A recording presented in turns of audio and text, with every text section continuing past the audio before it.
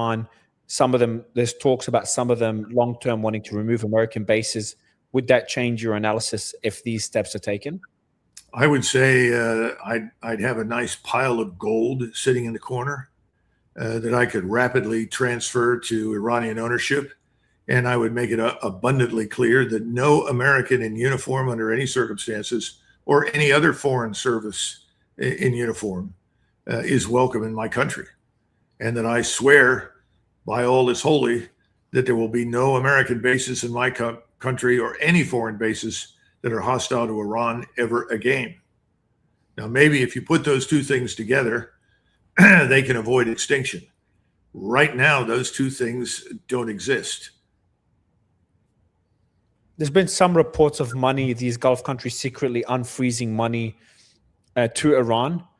The American bases, I think it's inevitable as well, isn't it? Is it fair to say that it is inevitable these bases will leave the region? The US won't want them to remain there after the experience in this war.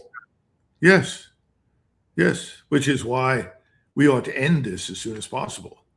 But Washington lives and dies in a mythological environment. They believe that garrisoning the world is a symbol of American greatness and power and hegemony.